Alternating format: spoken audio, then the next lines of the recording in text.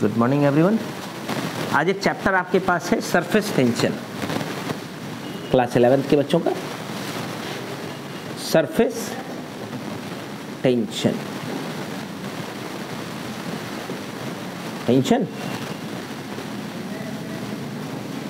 पहले थोड़ा सा इसको सुनो, 2 दिन में डिवाइड कर लो इस चैप्टर को। होता क्या है इसको जानो। जितने भी लिक्विड्स होते हैं सारे लिक्विड पर के सरफेस पर एक लेयर होती है। हर लिक्विड के सरफेस पर एक, और उस लेयर का जो टेंशन होता है उसे सरफेस टेंशन। मज़ा नहीं आती है। प्रैक्टिकल देखो, मच्छर को तुमने पानी में बैठे देखा है? आता है, बढ़िया बैठ जाता है, हेलीकॉप्टर की तरह लैंड करता है। हेलीकॉप्टर जो है मच्छर से इंस्पायर है। हेलीकॉप्टर की तरह आता है, बढ़िया लैंड कर जाता है, बैठ जाता है। डूबता क्यों नहीं है?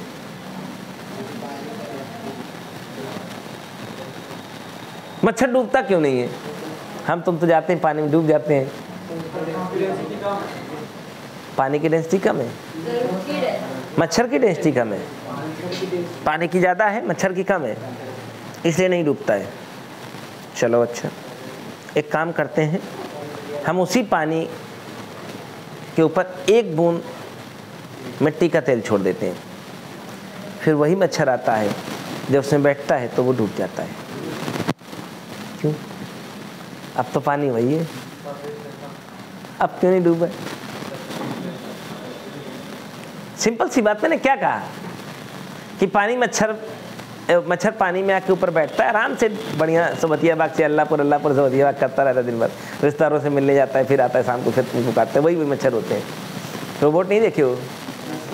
एक मच्छर काट के जाता है, उसको तो ढूंढ लाता है, बस्ती से पकड़ लाता है, तुम ही काटे थे, DNA मैच करा करके। तो वो मच्छर जब पानी में बैठ जाता है तो बड़ी आसानी से तैरता रहता है, चला जाता है। लेकिन उसी पानी में एक बूंद मिट्टी का तेल डाल दे, क्या होता है? वो मच्छर डूब जाता है। ये क्या था? क्या था ये? कौन सा साइंस था? साइंस थी। उसमें था सरफेस टेंशन। हर लिक्विड के सरफेस पर एक लेयर होती है, हर लिक्विड के सरफेस पर एक, और उस लेयर में अपना एक टेंशन होता है, उस लेयर में अपना एक, उसी कहते हैं सरफेस टेंशन। कॉपी दो।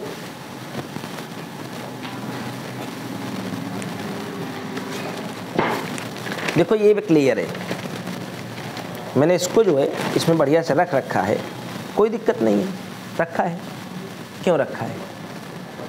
चलो इसको छोड़ो, अभी क्यों का जवाब नहीं पूछते हैं। ये रखा रहेगा, आराम से रखा रहेगा। देखो रखा है ना, बनिया की दुकान से 1 किलो का बाट ले आओ, रख दो इसके ऊपर, ऐसे पकड़ के दिखाओ, फट जाएगा, फाड़ करके नीचे चला जाएगा। तो ये टिका है, बांटवा क्यों नहीं टिकेगा? क्योंकि इस सरफेस का, कागज के सरफेस का जो टेंशन है वो इसके वेट से कम है, ज़्यादा है, इससे टिका था। और जब इसके ऊपर रखा जाने वाला वेट इसके टेंशन से ज़्यादा हो जाएगा तो फाड़ के चला जाएगा। वही तो मच्छर के साथ होता है। तो जितने लिक्विड दुनिया में पाए जाते हैं, दुनिया में जितने सारे लिक्विड हैं, हर लिक्विड के सरफेस पर एक लेयर होती है, और लेयर का जो टेंशन होता है वही लिक्विड का सरफेस टेंशन कहलाता है। और फिजिक्स की भाषा में force per unit length, force per unit length is called surface tension. मोटी मोटी भाषा में बात करें तो दुनिया के सारे लिक्विड के सरफेस पर एक लेयर होती है, दुनिया में सारे लिक्विड के सरफेस पर एक, और उस लेयर का जो टेंशन होता है, उस लेयर का जो तनाव होता है वही सरफेस टेंशन कहलाता है। क्या कहलाता है? लेकिन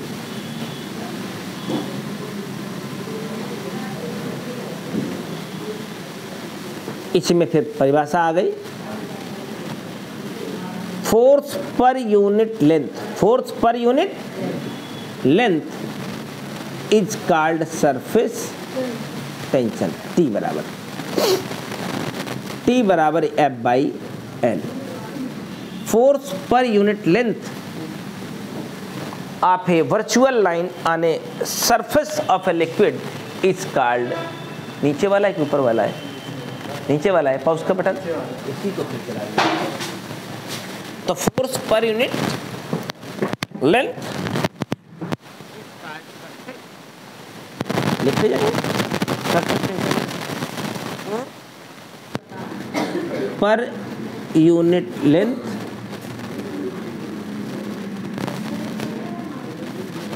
is called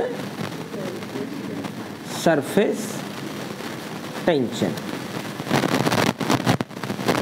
Force per unit is called surface tension. Surface tension समझ में आई? दुनिया के जितने सारे लिक्विड होते हैं, हर लिक्विड के सरफेस पर एक लेयर होती है, उस लेयर की जो टेंशन होती है उसी को कहते हैं सरफेस टेंशन। दूसरी कहानी, सरफेस टेंशन से बाहर निकलते हैं तो एक नेक्स्ट स्टोरी आती है, एडहेसिव एंड कोहेसिव फोर्स। ये एक डेफिनेशन है, एडहेसिव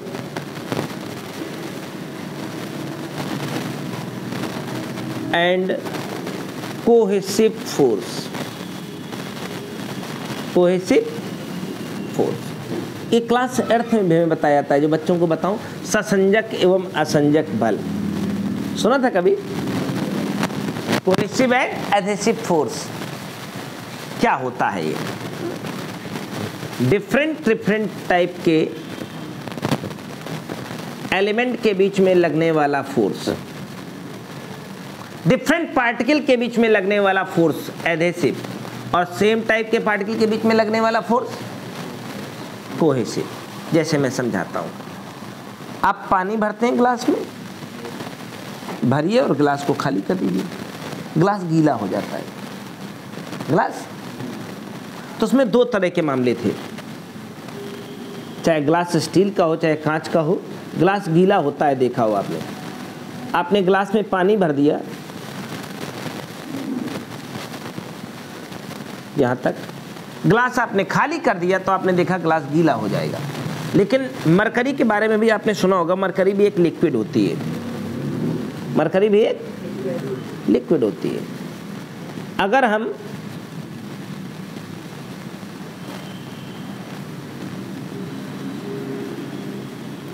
उसी कांच के ग्लास में या स्टील के ग्लास में मरकरी भरते और उसको खाली कर देते, भरते पहले लिक्विड होती और उसको खाली कर देते, ग्लास अगर आपका सूखा था तो बिल्कुल सूखा ही बना रहता, ग्लास सूखा था सूखा रहता।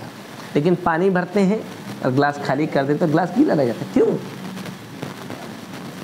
बड़े आराम से हम इस मार्कर के बोर्ड पर लिख रहे होते हैं, शौक से भी बोर्ड पर लिख रहे होते हैं। क्यों? सिंपल सी बात है, एडहेसिव फोर्स ज़्यादा होता है, कोहेसिव फोर्स कमज़ोर होता है तो चिपक जाएगा। इसमें क्या है, दो तरह के पार्टिकल हो गए, एक पार्टिकल हो गए पानी के जो एक जैसे हो गए, और एक हो गया पानी के साथ जो स्टील का ग्लास है या कांच का ग्लास है, पानी के मॉलिक्यूल्स और ग्लास के मॉलिक्यूल्स अलग अलग हो गए कि नहीं हो गए, और पानी के एक जैसे हो गए। तो पानी के बीच में लगने वाला जो अट्रैक्शन फोर्स होगा उसे हम कहते हैं कोहेसिव फोर्स। अब पानी और दूसरा ग्लास हो, ग्लास अलग मटेरियल का बना है कि नहीं बना, तो पानी और ग्लास के बीच में जो फोर्स लगेगा उसको कहेंगे हम cohesive force, sorry adhesive force. अगर एडहेसिव ज़्यादा हुआ, एडहेसिव, और कोहेसिव कमज़ोर हुआ, देखिए पड़ोस में है ना सभी, यहाँ एडहेसिव ज़्यादा है कोहेसिव कमज़ोर है, तो एडहेसिव ज़्यादा की तरफ शिफ्ट हो जाएगा, तो ये पानी के पार्टिकल कांच के ऊपर जाके क्या हो जाएंगे, चिपक जाएंगे। और जबकि यहीं पर जब हमारे पास मरकरी है और वो कांच के ग्लास में भरें तो कांच के ग्लास सूखा का सूखा रहता है। क्यों? क्योंकि यहाँ पर कोहेसिव ज़्यादा होगा, एडहेसिव कमज़ोर होगा। मरकरी के मॉलिक्यूल्स के बीच में लगने वाला फोर्स ज़्यादा होगा, जबकि मरकरी के साथ ग्लास के जो मॉलिक्यूल्स होंगे उनके बीच में फोर्स कमज़ोर होगा। यानी कोहेसिव ज़्यादा, एडहेसिव कम, तो ये चिपक जाता है, सॉरी ये छोड़ देता है। और अगर यहाँ एडहेसिव ज़्यादा कोहेसिव कम तो ये चिपक जाता है। फेविकोल पर लिखा था एडहेसिव, फेविकोल के डिब्बे पे लिखा रहता है एडहेसिव। एडहेसिव क्या, दो चीज़ों को चिपकाने वाला। तो चिपकाने वाला कौन होता है, एडहेसिव। छोड़वाने वाला कौन होता है, कोहेसिव। जब दो डिफरेंट इसके बीच में जब डेफिनेशन लिखी जाती है, force between two different molecules is called adhesive force, and force between two same type of molecules is called cohesive. उम्मीद करता हूँ कोहेसिव और एडहेसिव समझ आ रहे होंगे। इनको लिख लेंगे आप बाद में, कि लिखेंगे भी? कोहेसिव के लिए क्या लिखेंगे, force between two different molecules is called adhesive force and force between two same type of molecule is called cohesive force. को माने समान, को ना को एजुकेशन, एक साथ पढ़ना गर्ल्स बॉयज, को एजुकेशन बोलते ना, को एजुकेशन.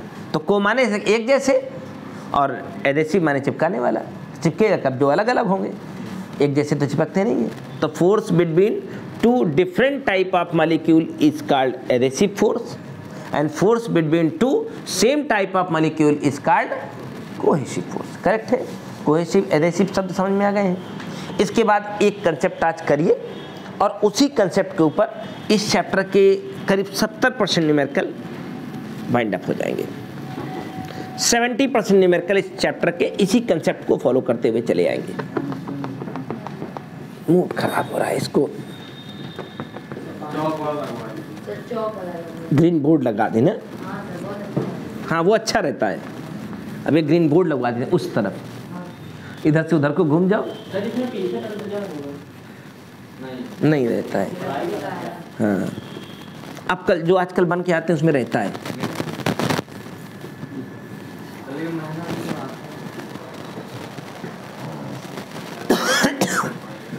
चलो इसके बाद है सरफेस एनर्जी. कौन सा है? Surface energy. सरफेस एनर्जी वो क्या है जरा सुनिएगा. पूरा लगभग पूरा चैप्टर इसी कंसेप्ट को फॉलो करेगा. Surface energy. जैसे आप एक काम करें, एक ये यू शेप की एक तार है और इस तार में आप एक साबुन की फिल्म बना दें. क्या बना दें? कैसे बनेगी? साबुन ले लें या निरमा ले लें, थोड़ा सा पानी में से घोल दें एक बाल्टी में, और इसको जो है एक ऐसा तार भी यहाँ फंसा दीजिए जो कभी मूव कर सके. कभी इसको उठाइए, ऐसे पानी में डुबो दीजिए, पानी में डुबो दीजिए. राइट. तो आप देखेंगे यहाँ पर एक फिल्म बन जाएगी. अरे वो नहीं छोड़ा है. वो क्या करते हैं, आपके पास एक लिक्विड का कंटेनर रहता है, उसमें भी घोल भरा रहता है और आपको एक तार का फ्रेम दिया जाता है. प्लास्टिक की पाइप रहती है उसमें और अंदर उसमें तार का एक छल्ला बनाया जाता है, बोलते हैं बनाया जाता है, और उसको आप उसमें डुबोते हैं और जब आप देखते हैं कि उसमें फिल्म बन गई है और धीरे से आप इसे फेंकते हैं ऐसे, तो खूब बुलबुले निकलते हैं. यही तो होता है. बिना फिल्म बने बुलबुले नहीं निकलेंगे. तो आपको क्या करना है, ये एक यू शेप की तार है, उसमें एक ऐसा कंडक्टर लगा, एक और ऐसा तार लगा दिया है जो इसके ऊपर मूव कर सके, जो इसके ऊपर. तो आप खूब झाग बना करके इसे डुबो दीजिए. डुबो कैसे निकालेंगे तो यहाँ क्या बन जाएगी? फिल्म बन जाएगी. जैसे आप बुल्ला बनाने वाले डुबोते निकालते हैं कि नहीं, बनती है कि नहीं फिल्म, वैसे फिल्म इसमें बन जाएगी. अब क्या करना है, इसको अगर हम लोग इसे थोड़ा सा मूव कराएं, इसको थोड़ा सा, तो मूव कराने पर फोर्स की ज़रूरत पड़ेगी. और इसमें अभी भी पढ़ के आए हो आप T बराबर F/L. T बराबर, तो मैं कह दूँ कितने फोर्स की ज़रूरत पड़ेगी, तो आप कहेंगे T into L. T into, अब इतना फोर्स कम से कम इसको आगे खिसकाने के लिए लगाना पड़ेगा, नहीं तो ये आगे चलेगी नहीं, क्योंकि इतना फोर्स तो यहाँ सरफेस टेंशन के कारण लगने में लगा है ना. यहाँ पर अगर आपकी फिल्म बन गई है तो फिल्म में सरफेस टेंशन होगा और सरफेस टेंशन के कारण कितना फोर्स पैदा हो रहा है? F into L. भाई अभी भी T बराबर F/L बताया है, तो F इक्वल टू क्या हो जाएगा? अब जब हम फोर्स लगाकर किसी चीज़ को डिस्प्लेस करते हैं तो वर्क डन होता है. मान लो कितना डिस्प्लेस करके ले गए, B के बराबर, X के बराबर जो कह दो. तो तुमको पता है वर्क डन हम तलाश में आए थे, W इज इक्वल टू हमने पढ़ रखा है force into displacement. Force into, हम इसको कितना घसीट के ले गए? D. B. तो फोर्स किसके बराबर लग रहा था? और इंटू क्या था? B. और लेंथ इंटू ब्रेथ एरिया होता है क्या? तो तुमको पता है ये B को आगे शिफ्ट होने की वजह से इसको हमने डेल्टा B कहा होगा, क्योंकि आगे की शिफ्टिंग थोड़ी होगी, परिवर्तन होगा. तो T इंटू डेल्टा A. जब इस चैप्टर के न्यूमेरिकल लगाने जाएंगे तो 70% न्यूमेरिकल इसी फार्मूले से लग जाएंगे. एक दिन की ट्रेनिंग होगी, 70% न्यूमेरिकल इसी फार्मूले को फॉलो करेंगे. W बराबर T इंटू डेल्टा A, जिसमें डेल्टा A क्या है? उसके क्षेत्रफल में होने वाला परिवर्तन, और टी क्या है, इस लिक्विड का सरफेस टेंशन। इसमें काफ़ी डिटेल में आपको न्यूमेरिकल्स मिलेंगे और पूरे चैप्टर के न्यूमेरिकल इसी फॉर्मूले को ही सब चलेंगे। सो हमें लगता है इस पर कोई न्यूमेरिकल ना मिलेगा, एक आध मिले तो मिले, वरना पूरे न्यूमेरिकल W बराबर T इंटू डेल्टा ए लगवाएंगे। एक दिन की कहानी होगी, अगर आज लगाने का मन हो तो थोड़ा सा एक इंडिकेशन दे दो कैसे न्यूमेरिकल लगने वाले हैं। किसमें? ये पूरा एक चैप्टर है ना, हमने इसको 3 चैप्टर में डिवाइड किया है। सरफेस टेंशन केवल जो होगा वो एक सेगमेंट, फ्लूइड प्रेशर एक सेगमेंट, और लिक्विड में क्या कहते हैं, फ्लो ऑफ लिक्विड एक चैप्टर। तो W बराबर T इंटू डेल्टा ए। इसमें इस तरह के सवाल आएंगे, जरा सुनिएगा। ये रिलेशन समझ में आ गया, कंसेप्ट समझ में आ गया सरफेस एनर्जी का।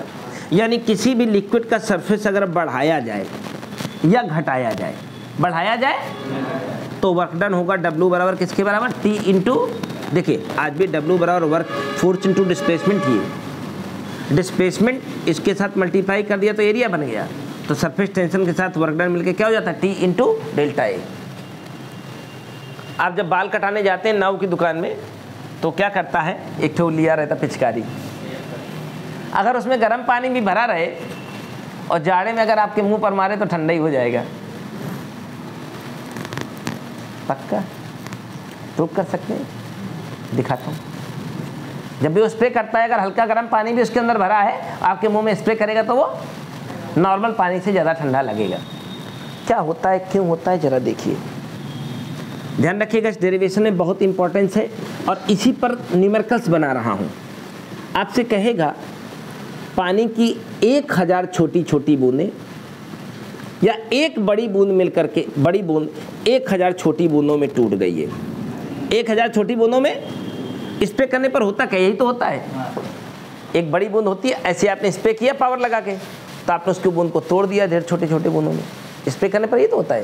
तो एक बड़ी बूंद थी जिसकी रेडियस 1 मिलीमीटर थी, एक बड़ी वाली की 1 मिलीमीटर थी, इसको तोड़ करके कितनी बूंदें बनाई हैं, 1000 बूंदें बनाई हैं, और पानी का सरफेस टेंशन 0.072 न्यूटन पर मीटर था।